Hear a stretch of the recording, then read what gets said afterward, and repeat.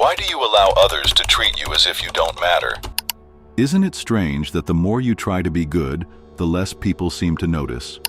You give in, you soften your tone, you smile when you want to scream, and stay silent when your heart is burning. You offer your hand even when you're already on your knees, and in return, indifference. Or worse, mockery. Why? The answer isn't out there. It's within. Somewhere deep inside, you once made a silent deal with the world. If I make myself convenient, I'll be accepted. Like a child who learned early that love must be earned, you now live according to invisible terms. Don't be too loud, don't show anger, don't stand up for yourself. Because since childhood you were taught, conflict is bad, anger is wrong, your feelings are inconvenient. And now, inside your adult body lives that same child, terrified of disappointing others. You've become good, so good, you've erased yourself. Think of Charles Darwin. Before the world accepted him as the father of evolution, he lived in constant fear of rejection. He hid his ideas, suppressed his truth to gain approval, feared contradicting authority. Only when he stopped seeking validation and wrote On the Origin of Species did the world finally hear his voice. And so with you. Every time you swallow your anger to keep the peace, you tell the world, I don't matter. When you let others cross your lines, you're the one erasing them. It's not malice from others, it's a response to your silence. Carl Jung said that reality isn't chaos, it's a mirror. You're not disrespected because you're unworthy, but because you don't respect yourself. Every time you're ignored, interrupted, dismissed, it's not hostility, it's a reflection of how you treat yourself. Until you rewrite this inner script, nothing will change. You can move cities, cut ties, change jobs, but the pattern will follow, because the root lives within. To realize this isn't about blaming yourself, it's about awakening. Understanding that the role of the victim isn't assigned, it's accepted. And the first step to freedom is noticing where you gave yourself away, where you stayed silent, where you folded, where you once again said yes when every part of you screamed no. No one will return your self-worth to you until you start claiming it yourself. How many times have you tried to prove you're worthy instead of simply being? You've been taught to strive, to be the perfect child, the reliable friend, the one who never fails, always available, always supportive, even when you're falling apart inside. You learn to anticipate others' expectations, to adjust, to be convenient. And with each of these sacrifices, instead of receiving respect, you got only temporary approval, and then nothing. You became indispensable, but not valued. Because in a world where your existence revolves around others' comfort, your own presence slowly fades. People start to see you as a function, a service, a forever available helper. And the moment you stop meeting those expectations, they get irritated, because you've trained them to believe you have no boundaries. This life model is no accident. It's a script written long ago, back when you had no conscious choice. Perhaps in a home where love was earned through achievement. Perhaps in a culture where being nice equaled being good. Or in a relationship where your worth depended on your willingness to self-sacrifice. You became someone who is needed, but not respected. Because those who try too hard to please are easily manipulated, and respect dies in the absence of self-worth. Think of Martin Luther King Jr. He wasn't a people pleaser. He didn't wait to be recognized. He knew the value of his voice, and that's precisely why he was heard. Because he had no internal dependency on others' approval. He didn't seek permission to be himself. Carl Jung spoke of the persona, the social mask we wear to be accepted. The mask can be useful, but when you merge with it, you forget who you are beneath. You become a polite ghost, present but invisible. And the worst part? People stop taking you seriously. You've probably noticed this. The moment you take initiative, you get interrupted. You present an idea, no one listens. Then someone else says the same thing, and they're praised. That's not coincidence. It's a reflection of your inner uncertainty, because you don't really believe you're worthy of being heard. The more you try to prove your worth, the more you broadcast to the world. I don't believe I have any. And people feel it. They sense your tension, your dependency on their reactions, and they treat you accordingly. What does a self-respecting person do? They don't beg for attention. They don't offer help expecting gratitude. They act from inner fullness. They know who they are, and that's enough. They're not afraid to be inconvenient, because they understand being inconvenient is sometimes the price of being authentic. But to get there, you must dismantle one of the most deeply rooted lies, that respect must be earned. It is not earned. It is built from within, in how you speak, how you say no, how you carry yourself, how you meet someone's gaze. And the first step isn't some grand action. It's a quiet, firm no. No excuses, no guilt, just no. Because you no longer sell your time, your attention, or your soul in exchange for the illusion of acceptance. Why are you afraid to say no, even when everything inside you screams that you can't go on like this? Every time you swallow your frustration, agree against your will, or accept a request that drains you, you betray yourself. And each time you do it, both your own respect and that of others slowly erode. Millimeter by millimeter. You've been conditioned to believe that saying no is wrong, that refusing means you're selfish, cold, ungrateful. You were taught that a good person always puts others first, is always willing to help, even when they're running on empty inside. But that's a lie. True respect begins where self-denial ends. When you say no, not to hurt someone, but to protect yourself. But with that no comes a powerful emotion, guilt. And guilt knows how to suffocate. It whispers, you let them down, you've become cruel, you're going to disappoint everyone. And instead of staying true to yourself, you yield again. And again, you find yourself being used. Carl Jung taught that the process of becoming an individual, of true individuation, requires confrontation.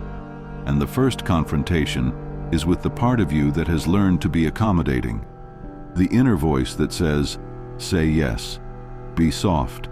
To love is to sacrifice yourself. But that voice is not you. It is the voice of fear. Take Mother Teresa, for example. Few know that despite her kindness, she knew how to say no. She was firm and unwavering in her convictions. She didn't help everyone. She helped those she could truly serve. That's mature compassion, not self-destruction disguised as kindness. Boundaries are not about aggression. Boundaries are the map of your dignity. They say, this is where I end. Here is my time, my energy, my emotions. They are not up for negotiation. If you keep silencing your inner discomfort just to keep others happy, you are not kind. You are disappearing. Saying no is frightening, because it means admitting that you matter, that you are worthy, and that demands emotional maturity. Because maturity isn't about pleasing everyone. It's about not betraying yourself, even for those you love. But be warned, the moment you start saying no, you'll face resistance. The first to be offended will be those who were most dependent on your self-abandonment. Their discomfort doesn't mean you're wrong. It means your boundaries expose the imbalance in the relationship. You'll stop being convenient and start being real. Yes, it will hurt. Yes, guilt will arise. But this is the pain of growth, not destruction. Why do you stay where you're not respected? Why do you tolerate humiliation, being ignored, exhaustion, and burnout, and remain silent? The answer lies deeper than you think. It's not just about habits, fear, or upbringing. The root lies in your shadow. Carl Jung described the shadow as the part of ourselves we reject.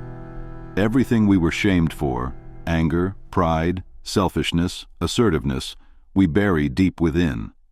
Anything labeled unacceptable is pushed into the unconscious.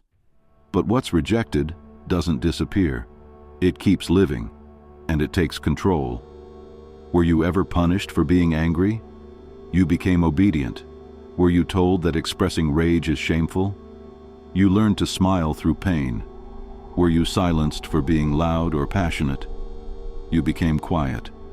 And in these small moments, your authentic self was buried.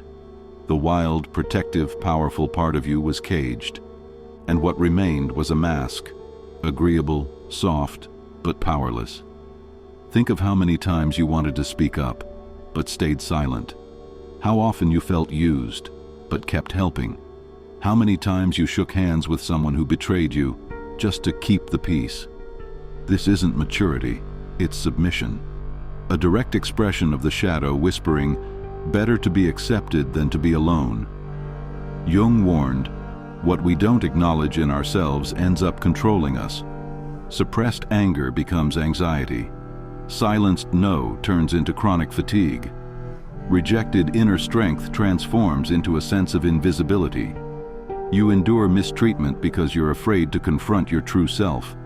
You're afraid to admit that you carry anger, the urge to set limits, the power to walk away, the will to resist.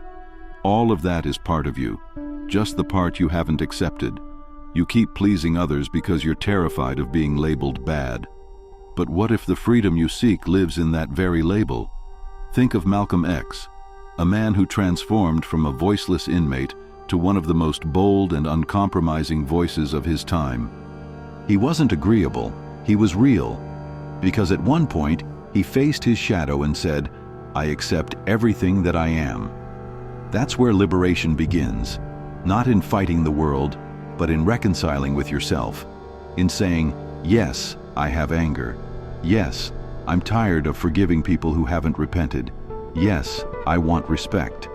And I'll begin by giving it to myself, not to start a war, but to restore my dignity." Only when you embrace this part of yourself can you stop being the victim. Only then will you speak with calm authority, not from resentment, but from strength.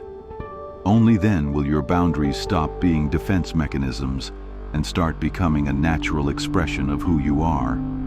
How much longer will you wait for someone to recognize your worth if you keep ignoring it yourself? You're tired of people who take and never give back, of relationships where you have to hide your opinions, of jobs where you're welcome as long as you stay quiet, of friends who disappear the moment you need them. You're tired of being there for everyone except yourself. But the real issue isn't them, it's you. It's in the way you allow others to treat you, in the way you choose others' comfort over your own dignity, in how you repeatedly remove yourself from your own life's center. It's time to stop. Time to face the truth. People don't disrespect you because they don't know how to respect, but because you taught them you don't require it. The world is not chaotic and cruel. It is a reflection of your own positioning. Carl Jung once said, "Until you make the unconscious conscious, it will direct your life and you will call it fate." You're not a victim of fate. You've simply been living out a script in which you traded your authenticity for acceptance. But this script can be rewritten. How? Not through conflict, through choice. The choice to be yourself, even if not everyone approves. The choice to be honest, even when it's uncomfortable. The choice to be whole, even if it means being alone. Because solitude in authenticity is always better than company that demands your silence.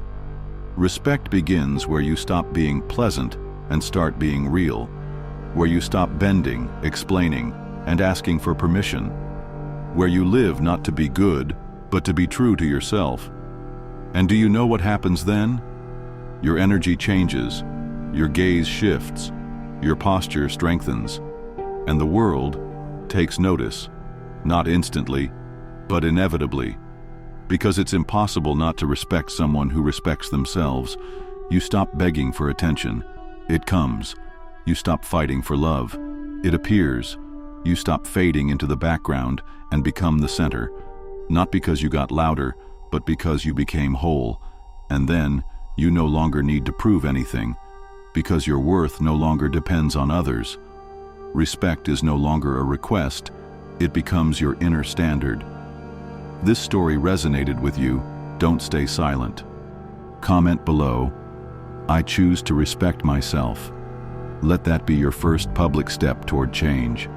And make sure to subscribe to my YouTube channel so you don't miss future videos that will help you reconnect with your strength and authenticity. You are not alone, but to truly realize that, you must first return to yourself.